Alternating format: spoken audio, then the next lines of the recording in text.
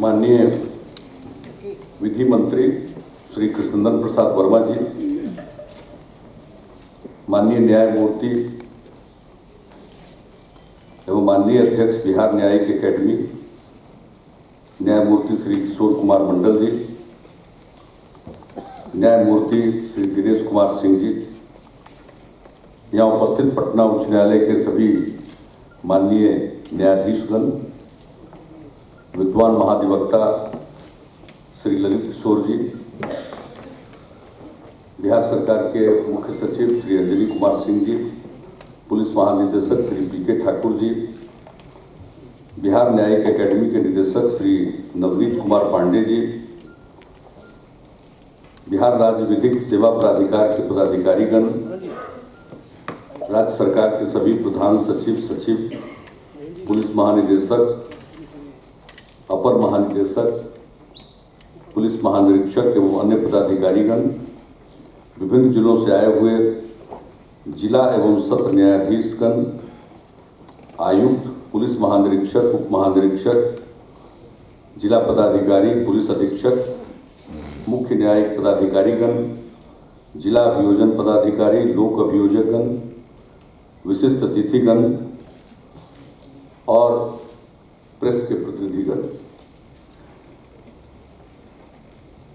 आज इस समापन बैठक में शामिल होकर मुझे खुशी हुई और जो 6 हिस्सों में लोगों ने बैठ करके विस्तृत चर्चा की, उसके बारे में 6 ग्रुप्स में, और जो आमतौर पर बातचीत हुई और जो मुख्य बातें उसमें की गई और जो उनका सुझाव है क्या किया जाना चाहिए, उसके बारे में भी सब लोगों ने विभिन्न ग्रुप के बारे में, उसमें हमारे कुछ माननीय न्यायमूर्तिगण भी थे, अन्य कुछ अपने अधिकारीगण ने, सब ने बताया।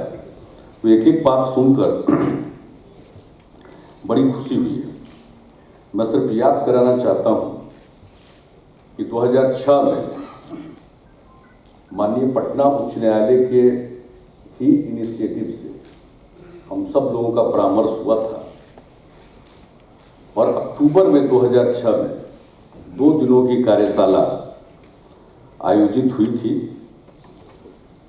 और उस कार्यशाला में भी शामिल होने का मुझको मौका मिला था। स्पीडी क्रिमिनल जस्टिस, ये उस कार्यशाला का विषय रखा गया था और बहुत ही इफेक्टिव वो वर्कशॉप था,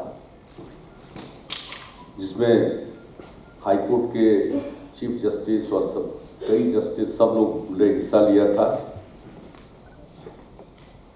बिहार सरकार के सभी अधिकारीगण, सारे DM, SP, commissioner, IG, DIG, PP, district जज, सारे लोग मौजूद हुए थे और बहुत अच्छा डिस्कशन हुआ था।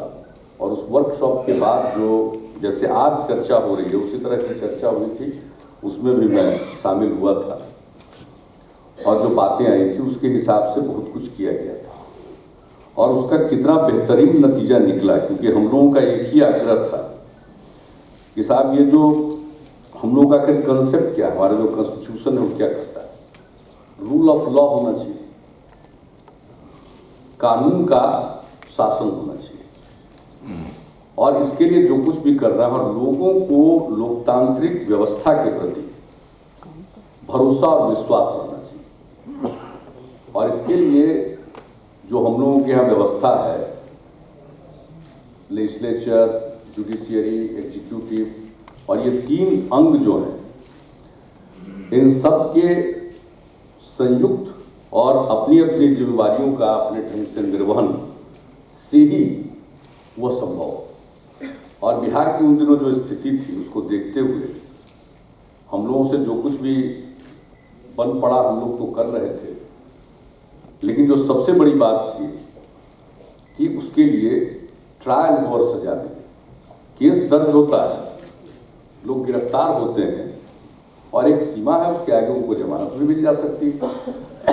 अगर समय सीमा के अंदर चार्जशीट फाइल नहीं हुआ जमानत हो, कई कारण हो सकते हैं, तो वो छूट जाता था। उसके मन में तनिक भी कानून का कोई डर नहीं रहता था। तो ये बात हुई थी कि साहब जल्दी से जल्दी अपराधियों का और मुकदमों का ट्रायल होना चाहिए। और उस समय एक बात जो तय हुई थी कि सबसे पहले विशेष तौर पर जो आर्म्स एक्ट में जितने मामले थे उनका ट्रायल किया गया था। क्योंकि आर्म्स एक्ट के मामलों में जो गवाह तो ज़्यादा होते नहीं, 2-3 गवाह हुए और ज़्यादातर उसमें गवर्नमेंट विटनेस ही, ऑफिशियल विटनेस है, तो उनको इंश्योर किया गया। आज सारे हम सब सुन रहे थे कि जो सरकारी विटनेस है उनमें, और खास करके डॉक्टर्स की बात हो रही थी, ये सारी बात हुई है, वो अपनी जगह पर सही है। और आप समझ लीजिए 2006 की बात है। 2000 में बिहार 2 हिस्से में बटा था, झारखंड और बिहार। तो उस समय, जबकि आज जितनी टेक्नोलॉजी उतनी टेक्नोलॉजी की उपलब्धता नहीं थी। आज तो पुलिस इन्वेस्टिगेशन सब कुछ आप लोग सिर्फ ठीक ही कर रहे थे सेक्रेटरी, वो सिर्फ मोबाइल को कैसे वो फॉलो करें और उसी के आधार पर समूचा। उस समय तो इतनी कोई बात थी नहीं, लेकिन खूब बढ़िया इन्वेस्टिगेशन भी होता था। खैर वो एक अलग विषय। तो उस समय ये तय किया गया कि हमारे जितने भी अधिकारी जो सरकारी विटनेस के रूप में होते आमतौर पर, उनका लिस्ट अपडेट किया जाए, कौन कब कहाँ थे। अब 2 हिस्से में बटा था, बिहार और झारखंड सर्विसेज। तो अगर कोई बिहार का आदमी है वो झारखंड में उसकी सेवा चली गई, तो एक एक चीज के बारे में उस समय, और यह काम फिजिकली किया गया और इतना इफेक्टिव हुआ था, इतना इफेक्टिव हुआ था कि साहब कितनी तेजी से ट्रायल्स हुए और सजा मिलने लगी। और सिर्फ ये नहीं कि कोई स्पीडी ट्रायल के लिए जो कोर्ट अलग बने थे उसका ही मामला नहीं था, जो रूटीन ट्रायल था, रेगुलर कोर्ट में जो रूटीन ट्रायल था उसमें इतनी तेजी आई थी। और उसका नतीजा आया, मेरे पास तो फिगर है 2006 में टोटल कन्विक्ट्स की संख्या थी 6,839। 2007 में तत्काल वो बढ़कर हो गई 9,853। 2008 में ये बढ़कर हो गया 12,007। 2009 में बढ़कर के हो गया 13,146। 2010 में बढ़कर हो गया 14,311। अब उसके बाद फिर घटना शुरू हुई, घटते घटते घटते अभी तो 2017 का पूरा फिगर नहीं है, 17 में थोड़ा इंप्रूवमेंट है, लेकिन 2016 में ये घटकर हो गया 5,508। एक प्रयास जो 2006 में हुआ उसको आप देखें तो 2010 तक उसका कितना बड़ा इम्पैक्ट। लेकिन इसके बाद नई टेक्नोलॉजी आ गई, क्या कहाँ हमारे विटनेस को उपस्थित। अभी विटनेस की बात हो रही थी, कोर्ट का जो भी नियम हो कि अदालत के द्वारा पेमेंट होता है, लेकिन एक बात मैं आप सबकी जानकारी में बात, हमारे कुछ लोगों को जानकारी जरूर होगी। हमारे यहाँ क्या थी स्थिति, थाने की ये स्थिति थी कि अगर कोई FIR दर्ज करने जाता था तो पहले मुंशी या दरोगा उसको कहता था कि बाजार से जाके एक जिस्ता कागज ले आओ और कार्बन कॉपी और एक जिस्ता कागज ले आइए। आमतौर पर धारणा थी, क्योंकि थाने के पास FIR लिखने के लिए कोई कागज का भी पैसा नहीं था। इसके अलावा थाना वाले को कहीं जाना पड़ता था इंस्पेक्शन में, तो क्या करता था, रास्ते में कोई 3 व्हीलर मिल गया उसको रोक लिया, बाकी को उतरवा दिया, अपने बैठ गया, चलो लेके चलो, यही होता था। यही तो स्थिति थी, सबको मालूम है। पुलिस के पास गाड़ियां कैसी थी, या तो सब थाने में गाड़ियां नहीं थी, और गाड़ियां थी तो बहुत सारे थानों में वो गाड़ी को ठेल ठाल करके लोग स्टार्ट करते थे। दरोगा जी बैठे रहते थे, सब सिपाही मिलकर के उसको ठेलता था और भर भर करके गाड़ी स्टार्ट होती थी। क्रिमिनल सबको मालूम हो जाता था कि थाना वाला आ रहा है। क्या था हम लोगों के पास 303 वर्ल्ड वार 2 का हथियार, और क्रिमिनल्स के पास था AK-47। उस जमाने में इसमें कितना परिवर्तन हम लोग ने, और थाने में 3 कैटेगरी बनाई गई थी। उस समय का पुलिस मुख्यालय की बात हमने आपको सेंट्रल डिप्टी पर, उसके बाद आया। उस समय जो किया गया था जरा जान लीजिए, 3 कैटेगरी में थानों को बांटा गया और हर थाने में उतना पैसा रख दिया गया कि ये फंड हमेशा रहेगा, रोटेटिंग रहेगा। अगर इसमें से 2000 भी खर्च हुआ तो उसमें 2000 रुपये और आ जाएगा। किस काम के लिए था? अगर उसको किसी काम के लिए दरोगा को जाना है, थाने वाले को जाना है, किसी व्यक्ति को कोर्ट में हाजिर कराने के लिए ले जाना है, आदि आदि, उसको ले जाना है तो खाना खिलाएगा। पहले क्या करता था आपका रास्ता में? किसी को होटल में उतार देता था और खिला देता था, कहता चल चल चल, थाना वाले में पैसा भी नहीं देता था उसको। ये सब के लिए पैसा दिया गया, ये इंतजाम किया गया। अब हम नहीं जानते हैं कि चीजों को भूल गए। अब ऐसे होता है, 12 साल में युग बदल जाता है, हो सकता है भूल गए हो, लोगों को ध्यान ही नहीं बचा होगा कि कुछ नहीं था, आप कहां पहुंचे। तो ये देखना तो आप लोगों का काम है। आज हम सुन रहे थे, ऐसा बहुत इंतजाम उस समय किया गया, विटनेस समय पर अपीयर होते रहे, और नतीजा हुआ कि ट्रायल का हमने नंबर बता दिया। आज फिर घट रहा। तो इसका मतलब है कि उस जमाने में भी जितना काम किया गया वो अब फिर कहीं ना कहीं से वो धीरे धीरे धीमा पड़ गया। तो इसको तो हमेशा अब बिहार का पुलिस एक्ट 2007 पुलिस एक्ट बना, और उसके बाद माननीय सर्वोच्च न्यायालय का भी फैसला कि आपको थाने में लॉ एंड ऑर्डर, विधि व्यवस्था और इन्वेस्टिगेशन दोनों को सेग्रीगेट करना। हम लोग तो शुरू से लगे, हमको तो 1.5 साल पहले बता दिया गया था कि अब हर थाने में हो गए, और हर थाने में जब विधि व्यवस्था और इन्वेस्टिगेशन के लिए अलग अलग SI को जिम्मा दे दिया गया। और यह भी उसी समय बातचीत हुई थी, भाई देख लीजिए, अपने सारे सुपरिंटेंडेंट ऑफ पुलिस को कहिए कि अगर वो ट्रांसफर करता है तो देखेगा कि ऐसा नहीं हो कि इन्वेस्टिगेशन करने वाले को ट्रांसफर कर दिया और दूसरे थाने से लॉ एंड ऑर्डर वाले को ले आया। ये बात आप लोगों को देखना पड़ेगा। सारी बात तो हमने कही होगी, न जाने कितनी बात। अब आप बताइए, इसके बाद भी अगर अब SP लोग बैठे हुए, बहुत लोग हैं पहले से, जब कुछ दिन में हो जाएंगे प्रमोट हो गए DIG। अब बहुत लोग हैं कि अभी नया ज्वाइन किए हैं, ऐसे लोग हैं। तो जो नया ज्वाइन किए होंगे उनको तो बहुत सारी बातों की जानकारी है या नहीं है। मुझे बड़ा अच्छा लगा कि जुडिशियल एकेडमी में ट्रेनिंग मिलनी चाहिए। मैं तो आग्रह करूंगा कि जुडिशियल एकेडमी में तो SP को तो ट्रेनिंग मिलना ही चाहिए।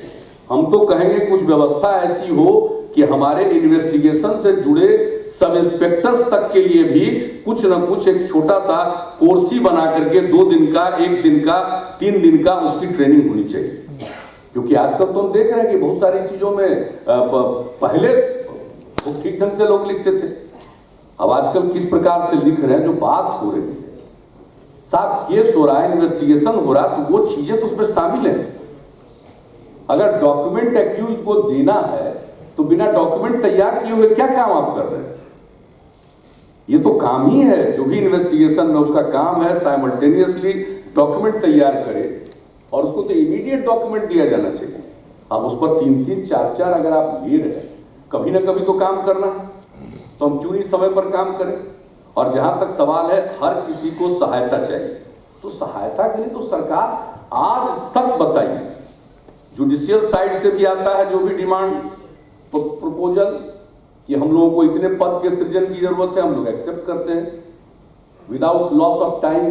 पुलिस का आता है, बल्कि पुलिस का ये हमने ही कहा कि भाई बहुत कम पुलिस की संख्या है, जो नेशनल एवरेज है कम से कम उतना तो होना चाहिए, और उस हिसाब से हम लोगों ने किया। और यही नहीं, पुलिस की नियुक्ति में कोई दूसरा है नहीं, पुलिस की नियुक्ति में पुलिस के अधिकारी ही हैं, कोई दूसरे नहीं। तो करना आपको ट्रांसपेरेंट तरीके से पूरा प्रोसेस बना दिया गया है, यानी जो काम गवर्नमेंट के जिम्मे, प्रोसीजर बना देना, ट्रांसपेरेंट तरीका उसके लिए निर्धारित कर देना, गाइडलाइन बना देना, ये सब हम लोगों का काम है। और वो भी जो हम लोग बनाते हैं वो अपनी मर्जी से नहीं बनाते। जो पुलिस विभाग पुलिस मुख्यालय के द्वारा जो प्रपोजल आता है, होम डिपार्टमेंट उसको एग्जामिन करके अल्टीमेटली हम लोगों के समक्ष रखता है। और मेरे सामने जरूरत पड़ती है तो प्रेजेंटेशन के लिए भी हम कहते हैं, वो देख लेते हैं कि आस्पेक्ट को, और तब हम कैबिनेट को अप्रूव करते हैं और कैबिनेट पास करता है। तो हम लोगों की तरफ से तो कोई किसी चीज में डिले नहीं। आपको जितना अफसर चाहिए लीजिए, लेकिन अफसर तो हमारा जो सैंक्शन वो भर रहे हैं, जितने ऑफिस पोस्ट आपके सैंक्शन है वो नहीं भर पा रहे, भरना आप ही को है। तो तेजी से कीजिए, हम लोगों की तरफ से कोई दिक्कत नहीं। किसी को सुरक्षा चाहिए, किसी कहीं पद सृजित होना चाहिए, उस पर नियुक्ति होनी चाहिए, पद सृजित कर देना तो हम लोगों का काम है। नियुक्ति के लिए जो अलग अलग आपके पास संस्थाएं हैं उनका काम है, अब उसको देखिए तेजी से हो जाए। तो मेरे ख्याल से बहुत सारी बातें आई है। मैंने इसकी चर्चा इसलिए की कि उस समय जबकि टेक्नोलॉजी, जिसका मैंने पहले भी जिक्र किया है, इस स्तर पर नहीं था, तब भी लोगों को शारीरिक रूप से, भौतिक रूप से बहुत मेहनत करना पड़ता था। और मुझे अच्छी तरह याद है, एडीजी मुख्यालय के द्वारा प्रत्येक एसपी से प्रतिदिन बात की जाती थी। अब आज आपके यहाँ बात हो रही नहीं हो रही नहीं जानते। और दो ही चीज तय हुई थी, मैं ज्यादा देर समय नहीं लूंगा आप लोगों का, और आगे भी कार्यक्रम, दो ही चीज तय हो गया था। एक, जो सरकारी गवाह हैं उनको ससमय कोर्ट में हाजिर कराना, इसको पूरा का पूरा पुलिस मुख्यालय के द्वारा और एडीजी के द्वारा मॉनिटर किया जाता था, एडीजी मुख्यालय के द्वारा। कि वो और नियम बना दिया गया था कि एक दिन तो आपको छुट्टी मिल सकती है। सपोज करिए कोई एक डेट पड़ा कोर्ट का, तो एक दिन की तबीयत खराब है, घर में कोई और काम है, एक दिन से ज्यादा नहीं। दूसरे दिन आपको हर हालत में हाजिर होना है, वरना आप पर डिसिप्लिनरी एक्शन होगा। ये तय किया था, सारे लोग हाजिर हो रहे थे और तब ये नतीजा था। अब डॉक्टर वाली बात कही है, सही बात कही। अब पहले से तो टेक्नोलॉजी अब बढ़ गई, ठीक है, वीडियो कॉन्फ्रेंसिंग। हम लोगों को इस क्षेत्र में सरकार की तरफ से इन्वेस्टमेंट में कोई समस्या नहीं। जितनी तेजी से हो जाए, वीडियो कॉन्फ्रेंसिंग हो जाए, विटनेस के लिए हो जाए, ट्रायल के लिए हो जाए, सबके लिए हो जाए, आज की टेक्नोलॉजी का इस्तेमाल किया जाए।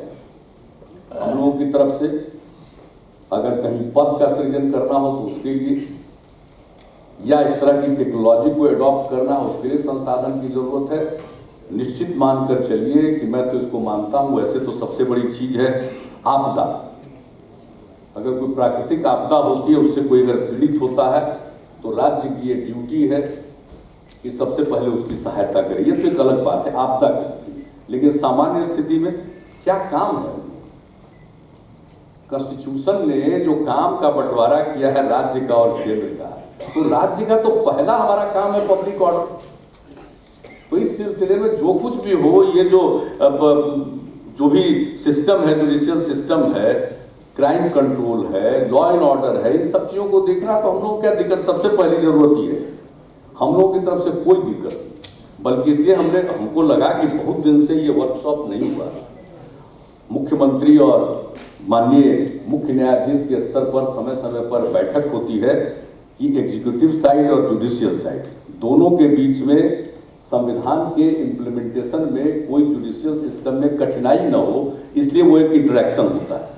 उसमें जुडिशियरी की कोई समस्या वो भी रखी जाती है, अगर एग्जीक्यूटिव के मन में कोई बात है उससे भी अवगत कराया जाता है कि भाई इसको भी देखा जाना चाहिए। उसी सिलसिले में जो हमारी पिछली मीटिंग हुई है चीफ जस्टिस साहब के साथ, उसमें हमने कहा कि एक तो वर्कशॉप रखवाएं और इसका बहुत फायदा हुआ।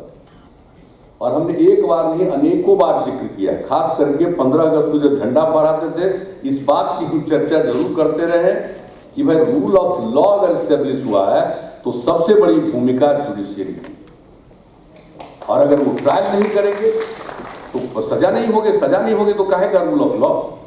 आप केस कर लीजिए, सजा नहीं होगी तो उसके मन में कोई भय थोड़ी होता, सजा होने लगती है, बस ठीक से शांत हो जाता। अब आजकल तो और नए नए अपराध और बढ़ रहे हैं, दूसरे किस्म के अपराध बढ़ गए। अब जैसे आ गया नया सिस्टम, नई टेक्नोलॉजी, तो उसके माध्यम से और नए अपराध हो रहे हैं। तो वो तो एक अलग अलग दौर में अपराध की प्रवृत्ति, अपराध की प्रकृति सब बढ़ती रहेगी, बदलती रहेगी, तो वो तो देखना सबका दायित्व है। लेकिन जो मूल चीज है, लोगों के मन में भय का भाव न पैदा हो, कभी लोगों के मन में भरोसे का भाव पैदा हो, इसके लिए जरूरत इस बात की है कि भाई मुकदमों का ट्रायल जरूर होना चाहिए ससमय, और ट्रायल के लिए जो जरूरी चीजें हैं वह इंतजाम जरूर होना चाहिए। हम लोगों को कोई उसमें किसी भी प्रकार के इंतजाम और किसी चीज को करने में कोई दिक्कत नहीं है, और हम समझते हैं कि ट्रेनिंग आदि की जितनी बात है, बल्कि हम तो आग्रह करेंगे पटना हाईकोर्ट से कि साहब ये जो इतना अच्छा वर्कशॉप हुआ, 6 जगह पर बांट करके जो चीज़ें आई आज रिपोर्ट किया गया, मैं तो कहूँगा अपनी तरफ से प्रधान सचिव गृह विभाग के जो सामान्य प्रशासन का भी काम देख रहे हैं, हाईकोर्ट के रजिस्ट्रार जनरल के माध्यम से हाईकोर्ट के संपर्क में रहिए, और बीच में साथ में पुलिस मुख्यालय रहे। डीजीपी साहब को कहेंगे कि एडीजी मुख्यालय को ये जिम्मेवारी आप सौंपिए कि जितनी बातें हुई है उसके थ्रू पुलिस को क्या क्या जो करना है, और पुलिस तंत्र को सुदृढ़ करने के लिए सरकार को क्या क्या करना है, इन सब चीज़ों का अध्ययन और आकलन करके तत्काल अपना प्रस्ताव बढ़ाइए, ताकि इस वर्कशॉप का फायदा हो, इसका असर हो। वरना सिर्फ मिलना भी अपने आप में बहुत फायदा करने वाला है। बचा लीजिए, ये जो वर्कशॉप हो रहा है, आप मत समझ लीजिए, अपने आप में यह अपना प्रभाव छोड़ेगा कि नीचे से ऊपर तक पूरे सिस्टम को ये पता चलेगा कि भाई देखो, छूटेगा नहीं।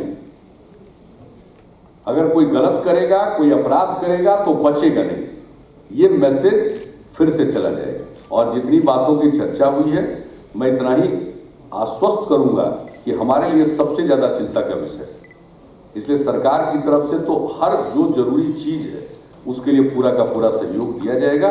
मैं तो आग्रह यही करूंगा, खास करके हमारे अब डीएम और एसपी सब लोग बैठे हुए, अब जिला स्तर पर तो डिस्ट्रिक्ट जज साहब के साथ आपकी कमेटी है। हम जब भी रिव्यू करते हैं डीएम और एसपी के साथ वीडियो कॉन्फ्रेंसिंग करते हैं, यह एक प्रश्न जरूर आता है कि भाई आपने मिल करके जो बातचीत और दोनों तरफ की जो जरूरत है उसके बारे में चर्चा की है या नहीं की है। हमारे पास कहा गया कभी कभी कि साहब डीएम और एसपी और डिस्ट्रिक्ट जज साहब 3 को रहना है, तो तीनों को फिजिकली रहना चाहिए, डिस्ट्रिक्ट मजिस्ट्रेट और सुपरिटेंडेंट ऑफ पुलिस, उनको ही फिजिकली रहना चाहिए उस मीटिंग, क्योंकि अगर आप लोग बैठिएगा तो उसका बहुत सारी समस्याओं का समाधान निकलेगा। और हम समझते हैं कि ये पूरा का पूरा सिस्टम ठीक ढंग से इसमें चल सकेगा। और एक ही चीज़ हम आग्रह करेंगे, सब लोग न्यायपालिका से बैठे हुए हैं, हमारे पीपी साहबान लोग भी बैठे हुए हैं, भाई कोर्ट में तो जुडिशियरी में तो जो ट्रायल है और जो प्रोसेस है, जो संवैधानिक व्यवस्था उसके मुताबिक जुडिशियरी का हक है, वो फैसला देंगे। लेकिन भाई अपनी बात तो ठीक से रखिए। हम लोगों को सब पीपी साहब बैठे हुए हैं, मैंने हम बहुत फ्रैंक बोलने के आदमी साहब, हम लोगों को भी कहीं कहीं ग्राउंड लेवल से मिलती है, हम लोग जनता के बीच में रहते हैं, खबरें मिलती है, ठीक ढंग से बात ही नहीं रख पा रहे। अब उसका क्या कारण है? आपकी तैयारी नहीं है कि आपके मन में कुछ बाएं दाएं है, हम नहीं जानते। लेकिन भाई आपको जो ड्यूटी है उस ड्यूटी को तो निभाइए। अगर आप कोर्ट के सामने सारी बातों को तर्क के साथ नहीं रखिएगा तो फिर उसका तो कोई मायने नहीं होता। तो हमने अलग से भी एक मीटिंग की थी जिसमें जितने हमारे लॉ ऑफिसर्स थे, हमारे बैठे हुए हैं एडवोकेट जनरल साहब भी, बैठ करके कि भाई आप कोर्ट में बात तो अपनी पूरे तथ्य के साथ और तर्क के साथ रखिए। फैसला देना तो अदालत का काम है, कोर्ट का काम है, उसका जुरिस्डिक्शन, लेकिन रखिएगा तभी कोई मतलब होगा। तो एक बात तो इतना हम जरूर अनुरोध करेंगे कि हमारे सब लॉ ऑफिसर्स लोग, पब्लिक प्रोसिक्यूटर सब बैठे हुए हैं, तो उनसे हम आग्रह करेंगे और डीएम लोगों से यही कहेंगे कि ठीक बात आई है कि डीएम्स को तो मॉनिटर करना चाहिए कि वह डिस्ट्रिक्ट लेवल पर जितने मुकदमे चल रहे हैं तो तो वैसे मामलों में आपको देखना होगा कि आपके जो भी सरकारी वकील हैं मामले को सही समय पर ससमय कोर्ट के सामने ठीक से अपनी बात रख रहे हैं, इसको जरूर मॉनिटर करना चाहिए और देखना चाहिए, तो अच्छी बात होगी। एक बात आखिर में हम कहेंगे कि ये तो अपराध की बात है, अपराध तो आर्थिक अपराध भी बड़ा भारी अपराध है। और आप जानते हैं कि बिहार में हम लोगों ने स्टेट अमेंडमेंट किया प्रिवेंशन ऑफ करप्शन एक्ट में, स्पेशल कोर्ट एक्ट उसी में बना, और उसके माध्यम से जो लोक सेवक भ्रष्ट तरीके से संपत्ति का अर्जन कर रहे हैं उनकी संपत्ति को राजसात किया जाएगा, स्टेट उसको लेगी। ये मामला है, इसका बड़ा असर पड़ा। 4-5 सीनियर जो ऑफिसर्स थे उनकी संपत्ति राजसात हुई, असर पड़ा। हम समझते हैं कि उन चीजों को भी देखना चाहिए, जैसे क्राइम है, यह भी क्राइम है। अब किसी को अधिकार मिला है शासन में और वो उसका दुरुपयोग करके धनार्जन करे, पैसा बनाए, और इस मामले में जो कुछ भी प्रमाण हो, वैसी स्थिति में जो प्रिवेंशन ऑफ करप्शन एक्ट में स्टेट अमेंडमेंट हुआ और उसकी जो कार्रवाई प्रारंभ हुई, हम समझते हैं कि उससे रिलेटेड मामले में भी थोड़ी, और एक्ट में प्रोविजन किया हुआ है कितने दिन में होना, तो इस बात का अगर सब ख्याल रखा जाएगा जुडिशियल सिस्टम में, तो हम समझते हैं कि जरा भ्रष्ट लोगों का भी थोड़ा दिमाग कंट्रोल में रहेगा। लेकिन अगर सजा वजह नहीं होगी तो चलता है कि जितना दिन अब तक चलो इसका लाभ उठा लो, देखा जाएगा भविष्य में। तो ये तो पूरे सिस्टम का काम, अगर ससमय कानून के मुताबिक अगर कार्रवाई हो जाती है तो इसका बहुत बड़ा असर पड़ता है। तो हम कहेंगे जैसे क्रिमिनल मामलों के हैं, वैसे ही जो भ्रष्टाचार से संबंधित मामले हैं, स्पेशल कोर्ट बना हुआ है, सारी बात। तो इन सब चीज़ों पर भी पूरा होना चाहिए, और वर्कशॉप बहुत ही उपयोगी है और प्रभावकारी होगा, इसका मुझे पूरा भरोसा है। और मैं पुनः इतना ही कहूँगा कि स्टेट की तरफ से, तो हमारी गवर्नमेंट की तरफ से, तो हम लोग जरूर जो भी आवश्यक है कदम उसको हम लोग मंजूरी देंगे। पैसे की मंजूरी हो, टेक्नोलॉजी के लिए, उसमें कोई हम लोगों की तरफ से विलंब नहीं होगा, जितनी जल्दी प्रस्ताव आए। लेकिन मैं समझता हूं कि आज के फॉलो अप से अच्छा होगा कि जुडिशियल साइड में माननीय मुख्य न्यायाधीश महोदय न्यायाधीशगण से बातचीत करके जो कुछ भी एक हो इमीडिएट, और हमारे होम सेक्रेटरी और एडीजी बैठ करके इसको जो तत्काल जो तुरंत करना हो उसके बारे में अगर एक फॉर्मल प्रपोजल आएगा तो मैं समझता हूं कि वर्कशॉप के विचारों को इम्प्लीमेंट करने की दिशा में वो ठोस कदम होगा। तो इन्हीं शब्दों के साथ मैं आप सबको धन्यवाद देते हुए अपनी बात समाप्त करता हूं।